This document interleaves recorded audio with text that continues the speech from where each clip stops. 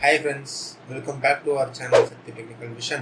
இந்த வீடியோல நம்ம என்ன பார்க்க போறோம்னா ட்ரெண்டிங்கா போயிட்டு இருக்குது என்னன்னா Windows 11 வந்து ஆபீஷியலா ரிலீஸ் பண்ணிட்டாங்களா, அது நம்ம இன்ஸ்டால் பண்ணலாமா, இன்ஸ்டால் பண்றதுனால என்னென்ன ப்ராப்ளம் இருக்கு, இந்த மாதிரி நிறைய கேள்விகள் இருக்கு. எல்லா கேள்விகளுக்கான பதில் வந்து இந்த வீடியோல இருக்கும். இந்த வீடியோல வந்து நீங்க வாய்ஸ் இன்ஸ்டால் பண்ணி பார்த்தலாம் நம்ம. ஸோ நம்ம வீடியோக்குள்ள போயிடலாம். வீடியோக்குள்ள போகிறதுக்கு முன்னாடி நம்ம சேனலை சப்ஸ்கிரைப் பண்ணலைன்னா சப்ஸ்கிரைப் பண்ணிக்கோங்க. பக்கத்தில் இருக்கிற பெல் பண்ணி கிளிக் பண்ணி ஆளுங்கிற ஆப்ஷன் செட் பண்ணிக்கோங்க. அப்போ தான் நான் போகிற எல்லா தரப்பான வீடியோவுமே உங்களால் ரிசீவ் பண்ணிக்க முடியும். சப்போஸ் நான் அப்பப்போ இப்போ லைவ்லாம் வந்துட்டு இருக்கோம்.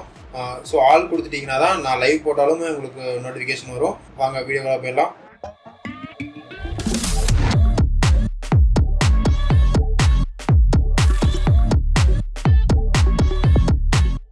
உண்மையாலுமே விண்டோஸ் 11 வந்து அஃபிஷியலாக ரிலீஸ் ஆயிருச்சா?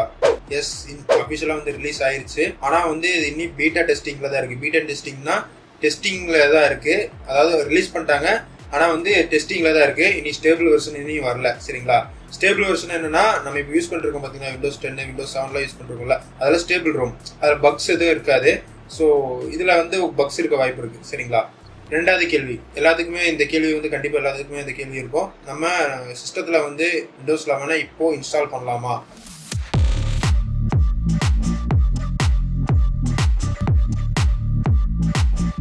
எஸ், இன்ஸ்டால் பண்ணலாம். ஆனால் இதில் நிறைய பக் இருக்கும். சரிங்களா? பக் இருக்கிறதுனால எனக்கு பக் இருக்கும்போது உங்களுக்கு யூஸ் பண்ணுறதுக்கே வந்து ரொம்ப இரிட்டேட்டிங்காக இருக்கும். ஸோ ஸ்டேபிள் வெர்ஷன் வந்துட்டும். ஸோ நம்மகிட்ட இருக்கிறதுமே டெஸ்டிங் ரோம் தான் இருக்குது. எப்படி இருக்குன்னு சொல்லி நம்ம பார்க்க போகிறோம். சரிங்களா?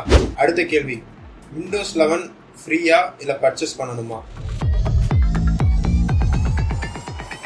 விண்டோஸ் 11 வந்து ஃப்ரீ தான். யார் யாருக்கு ஃப்ரீனா, விண்டோஸ் 10 இதெல்லாம் யூஸ் பண்ணிருக்கீங்களா, ஒரிஜினல் வெர்ஷன், அதை பே பண்ணி வாங்கினவங்க இருக்கீங்கல்ல, அவங்களுக்கு எல்லாமே விண்டோஸ் 11 ஃப்ரீ தான். புதுசா பர்ச்சேஸ் பண்ணணும், என்கிட்ட விண்டோஸ் 10 இல்ல அப்படிங்கிறவங்களுக்கு கண்டிப்பா விண்டோஸ் 11 வந்து பர்ச்சேஸ் பண்ணி தான் வாங்கணும். பிரைஸ் டீடைல்ஸ் எல்லாம் நீ எதுவுமே சொல்லல. அதுக்கு முன்னாடி வந்து ஸ்டேபிள் ரோம் வந்து ரிலீஸ் பண்ணதுக்கு அப்புறம் உங்களுக்கு சொல்லுவாங்க. இப்போ வரை பிரைசிங் டீடைல்ஸ் எதுவுமே சொல்லல. ஆனா வந்து விண்டோஸ் 10 இருக்கிறவங்க விண்டோஸ் 11 வந்து அப்கிரேட் பண்ணிக்கலாம். சரிங்களா? அடுத்த கேள்வி, எனக்கு எல்லாமே ஓகே, எப்படி நான் என்னோட சிஸ்டத்துல வந்து விண்டோஸ் 11 இன்ஸ்டால் பண்றது அப்படின்னு கேட்டீங்கன்னா, நான் ஒரு சஜஷன் ஒன்று கொடுக்குறேன். நீங்க வந்து இப்போதைக்கு விண்டோஸ் 11 வந்து இன்ஸ்டால் பண்ணாதீங்க. ஏன் சொல்றேன்னா, இது வந்து டெஸ்டிங் ரோம் தான், இதுல நிறைய பக்ஸ் இருக்கும். இப்போ நம்ம வந்து நான் இன்ஸ்டால் பண்ணி காட்டுறது வந்து நான் வந்து எக்ஸிஸ்டிங் வாய்ஸ் வந்து டிலீட் பண்ணிட்டு நான் இன்ஸ்டால் பண்ணி போறது கிடையாது. இதுல வந்து ஒரு டூல் இருக்கு, விண்டோஸ்லேயே வந்து ஒரு ஃபியூச்சர் இருக்கு. நம்ம ஒரு டூல் மூலமா, அந்த சாஃப்ட்வேர் மூலமா நம்ம விண்டோஸ் 11 வந்து சிமுலேட் பண்ணி பார்த்துடலாம். ஸோ அதனால் நான் அப்படி தான் நான் காட்ட போகிறேன். ஏன்னா நிறைய பக் இருக்கும். ஸோ அதனால் நான் அது ரெக்கமெண்ட் பண்ண மாட்டேன், நானும் பண்ண மாட்டேன். சரிங்களா? ஸ்டேபிள் வெர்ஷன் வரட்டும், அதுக்கப்புறம் நம்ம ஃபுல்லாமே இன்ஸ்டால் பண்ணி பார்த்துட்டு அதுக்கு ஒரு தனியாக வீடியோ போடலாம். சரிங்களா? ஓகே, இப்போ நம்ம விண்டோஸ் 11 வந்து இன்ஸ்டால் பண்ணி பார்த்துடலாம். சரிங்களா? அதுக்கு வந்து நான் வந்து யூஸ் பண்ண போகிற டூல் வந்து பார்த்தீங்கன்னா விண்டோஸ்லேயே இருக்குது. ஹைப்பர்-வின்னு சொல்லிட்டு ஒரு டூல் இருக்குது. சரிங்களா? அந்த டூல் மூலமாக, அதாவது அது ஒரு சாஃப்ட்வேர் தான், அது விண்டோஸ் ஃபியூச்சர்ஸில் போய் நீங்கள் எனேபிள் பண்ணிட்டீங்கன்னா உங்களுக்கு அந்த சாஃப்ட்வேர் வந்துடும். அந்த சாஃப்ட்வேரில் வந்து நீங்கள் விண்டோஸ் வந்து இன்ஸ்டால் பண்ணி, எந்த விண்டோஸாக இருந்தாலும் சரி அதை இன்ஸ்டால் பண்ணி பார்த்துக்கலாம். இது யாருக்கெல்லாமே யூஸ்ஃபுல்லாக இருக்குன்னு பார்த்தீங்கன்னா, நீங்க ஐரன் சிஸ்டம் வச்சிருப்பீங்க, நீங்க யூஸ் பண்ற சாஃப்ட்வேர் வந்து விண்டோஸ் 7 தான் கம்ஃபர்டபுளா இருக்கும். அப்படிங்கிற பட்சத்துல அந்த சாஃப்ட்வேர்ல வாய்ஸ் போட்டு வச்சுட்டு அதுல வந்து நீங்க அந்த சாஃப்ட்வேர் யூஸ் பண்ணிக்கலாம். அந்த மாதிரி பர்பஸ்க்கு தான் வந்து அந்த டூல் வந்து யூஸ்ஃபுல்லா இருக்கும். இதை பத்தி ஒரு டெடிகேட்டடான வீடியோ வேணும்னு சொல்லுங்க, கண்டிப்பா அதுக்கான வீடியோ நான் கண்டிப்பா போடுறேன்.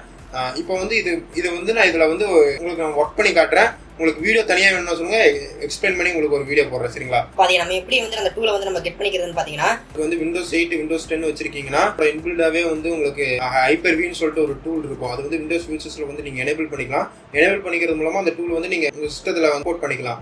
விண்டோஸ் 7 யூஸ் பண்றீங்கன்னா அதுல இருக்கிறதுக்கு வாய்ப்பு இல்லை. ஆனா அதுக்கு வந்து ஆல்டர்னேட்டிவா விர்ச்சுவல் பாக்ஸ் அந்த மாதிரி நிறைய தேர்ட் பார்ட்டி சாஃப்ட்வேர்ஸ் இருக்கு. ஸோ நான் அதை எப்படி நான் எனேபிள் பண்றதுன்னு நான் சொல்றேன். இப்போ வந்து நீங்க கண்ட்ரோல் பேனல் போய்க்கங்க. கண்ட்ரோல் பேனல் போனீங்கன்னா ப்ரோக்ராம்ஸ்ல இருக்கிறீங்களா, கீழே இந்த எல்லா ப்ரோக்ராம்ஸ்ல இருக்கு பார்த்தீங்களா, இதை கொடுத்துட்டு turn Windows features on or ஆஃப்னு இருக்கு பார்த்தீங்களா, இதை கொடுத்தீங்கன்னா இங்கே டிக் பண்ணிருக்கு பார்த்தீங்களா, ஹைப்பர்-வின்னு சொல்லிட்டு. இது வந்து உங்களுக்கு வந்து டிக் பண்ணாமல் இருக்கும். இப்போ வந்து நீங்கள் அதை டிக் பண்ணிக்கோங்க. டிக் பண்ணிட்டு ஓகே கொடுத்துருங்க. ஓகே கொடுத்தீங்கன்னா உங்களுக்கு வந்து விண்டோஸ் ஃபியூச்சர்ஸ் இன்ஸ்டால்னு சொல்லி கேட்கும். அது இன்ஸ்டால் ஆனதுக்கப்புறம் உங்கள் சிஸ்டத்தை வந்து ஒரு தடவை ரீஸ்டார்ட் பண்ணிடுங்க. இப்போ ஹைப்பர்-வின்னு சொல்லிட்டு நீங்கள் ஸ்டார்ட்டில் வந்து நீங்கள் டைப் பண்ணிங்கன்னா உங்களுக்கு வந்து இந்த சாஃப்ட்வேர் ஓப்பன் ஆகும். இந்த சாஃப்ட்வேர் வந்து இனிஷியலாக இப்படி தான் இருக்கும். இதில் வந்து நீங்கள் வந்து ஒரு விர்ச்சுவல் மிஷின் ஒன்று வந்து கிரியேட் பண்ணணும். சரிங்களா? விர்ச்சுவலாக ஒரு மிஷின் வந்து கிரியேட் பண்ணிங்கன்னா தான் அதில் ஓஎஸ் இன்ஸ்டால் பண்ண முடியும். சரிங்களா? இப்போ நான் விர்ச்சுவலாக ஒன்று கிரியேட் பண்ணுறேன். இப்போ வந்து கீழே இங்கே ரைட் சைடில் பார்த்தீங்கன்னா உங்களுக்கு நியூன்னு இருக்குது பார்த்தீங்களா, இங்கே இதை கொடுத்துட்டு விர்ச்சுவல் மிஷின் கொடுங்க. சரிங்களா? இதில் வந்து நெக்ஸ்ட் கொடுங்க. நேம், உங்கள் விர்ச்சுவல் மிஷினுக்கு ஒரு நேம் கொடுங்க. நான் இப்போ வந்து விண்டோஸ் 11 கொடுக்குறேன். சரிங்களா? இப்போ வந்து நெக்ஸ்ட் கொடுக்குறேன். இது வந்து ஜென்ரேஷன் 1 ஜென்ரேஷன் 2ன்னு இருக்கும். ஜென்ரேஷன் 1 வந்து செலக்ட் பண்ணிக்கோங்க சரிங்களா. ஜென்ரேஷன் 1 செலக்ட் பண்ணிக்கோங்க. அது ஆக்சிட்டிஸ் எப்படி இருக்கோ அதை செலக்ட் பண்ணிக்கோங்க. இதில் வந்து ஸ்டார்ட் அப் மெமரி சரிங்களா. ஸ்டார்ட் அப் மெமரி தான் மெயின். 1 GB தான் இருக்கு. அதாவது உங்க விர்ச்சுவல் மிஷினுக்கு வந்து ஒரு மெமரி வந்து கிரியேட் பண்ணணும் சரிங்களா. இப்போ வந்து இதுக்கு நான் வந்து 4 GB வந்து நான் மெமரி கொடுக்குறேன் சரிங்களா. 4096 சரிங்களா. இது கொடுத்துட்டு நெக்ஸ்ட் கொடுக்குறேன். இது கனெக்ஷன், அதாவது இன்டர்நெட் கனெக்ஷன் வந்து டிஃபால்ட் சுவிட்ச், அது உங்களுக்கு நெட் கனெக்ஷன் இப்போ தேவைப்படாது. ஸோ நெக்ஸ்ட் கொடுத்துட்டேன். நெக்ஸ்ட் கொடுத்துட்டீங்கன்னா இங்கே வந்து உங்களுக்கு விர்ச்சுவல் ஹார்ட் டிஸ்க் வந்து கிரியேட் பண்ணுறதுக்கு வரும். ஸோ வந்து இதில் வந்து 127 GB இருக்கு. இது நம்ம 127 GB தேவைப்படாது, 30 GB போதும் சரிங்களா. ஒரு வாய்ஸ் இன்ஸ்டால் பண்ணுறதுக்கு 30 GB போதும். இப்போ வந்து அடுத்தது வந்து பார்த்தீங்கன்னா உங்களுக்கு வந்து ஆப்ரேட்டிங் சிஸ்டமோட அந்த ஐஎஸ்ஓ ஃபைல் வந்து எங்கே இருக்குது அப்படின்னு சொல்லி வரும். இப்போ வந்து நீங்கள் வந்து கிளிக் பண்ணிட்டு இமேஜ் ஐஎஸ்ஓ இருக்கு பார்த்தீங்களா, இங்கே கிளிக் பண்ணி உங்கள் ஐஎஸ்ஓ ஃபைல் வச்சிருக்கீங்களா அதோட பார்த்து வந்து செலக்ட் பண்ணிக்கோங்க. இப்போ நான் செலக்ட் பண்ணிக்கிறேன், ஓப்பன் கொடுக்குறேன் சரிங்களா. இப்போ வந்து நெக்ஸ்ட் கொடுக்குறேன். ஃபினிஷ் எல்லாமே சம்மரி வந்து செக் பண்ணிக்கோங்க. செக் பண்ணிட்டு ஃபினிஷ் கொடுத்துருங்க. ஃபினிஷ் கொடுத்தீங்கன்னா உங்களுக்கு வந்து விர்ச்சுவல் மிஷின் வந்து உங்களுக்கு ஒன்று கிரியேட் ஆயிருக்கு. இப்போ ஒன்று கிரியேட் ஆயிடுச்சு பார்த்தீங்களா. இதுதான் வந்து உங்களுக்கு விர்ச்சுவல் மிஷின், விண்டோஸ் 11க்கான விர்ச்சுவல் மிஷின் சரிங்களா. இப்போ வந்து இதை வந்து நான் ஸ்டார்ட் பண்ணுறேன், கனெக்ட் கொடுக்குறேன் சரிங்களா. கனெக்ட் கொடுத்தனா virtual machine Windows 11 is turned off. இப்போ வந்து மிஷின் வந்து ஆஃப்ல இருக்கு. இதை வந்து இப்போ ஸ்டார்ட் பண்ணுறேன். ஸ்டார்ட் பண்ணோம்னா உங்களுக்கு இப்போ நிறைய பேர் வந்து இதை டெலிட் பண்ணிட்டு இன்ஸ்டால் பண்ணலாமான்னு கேட்குறாங்க. டெலிட் பண்ணிட்டு இன்ஸ்டால் பண்ணுங்க. இன்ஸ்டால் பண்ணும்போது அப்கிரேட் தான் பண்ண முடியும். நார்மலாக இன்ஸ்டால் பண்ணுறோம் பார்த்தீங்களா, பார்ட்டிஷனை வந்து டெலிட் பண்ணிட்டு இன்ஸ்டால் பண்ணுறது வந்து இப்போதைக்கு டெஸ்டிங்கில் வந்து பண்ண முடிய மாட்டேங்குது. அதை நான் செக் பண்ணி பார்த்துட்டேன். செக் பண்ணி பார்த்துட்டு தான் இப்போ நான் விர்ச்சுவல் இதில் போடுறேன் சரிங்களா. இப்போ வந்து இனிஷியலாக இதுதான் இருக்கும். உங்களுக்கு வந்து பார்த்தீங்கன்னா விண்டோஸ் லோகோ வந்து கொஞ்சம் டிஃப்ரென்ஸாக இருக்குது, அதாவது சிம்பிளாக இருக்குது. இப்போ அடுத்ததெல்லாமே பார்க்கலாம். நம்ம அதே மாதிரி தான் உங்களுக்கு எப்படி இருக்கோ அதே மாதிரி தான் இருக்கும்.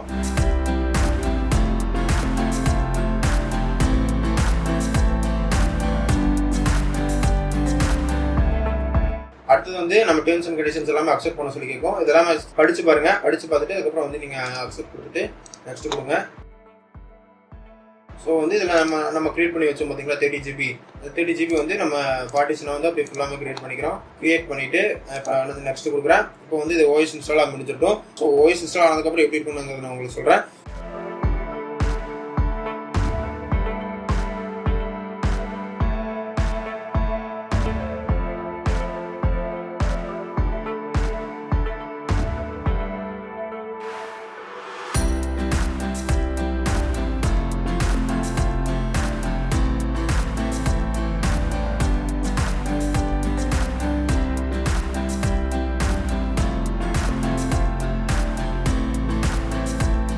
வந்து இன்டர்ஃபேஸ் பார்த்தீங்கன்னா உங்களுக்கு டிஃப்ரென்ஸாக இருக்குது. ஃபஸ்ட்டு வந்து விண்டோஸ் 10ல் வந்து இது மாதிரி இருக்காது. ஸோ வந்து உங்களுக்கு டிஃப்ரென்ஸ் இருக்குது.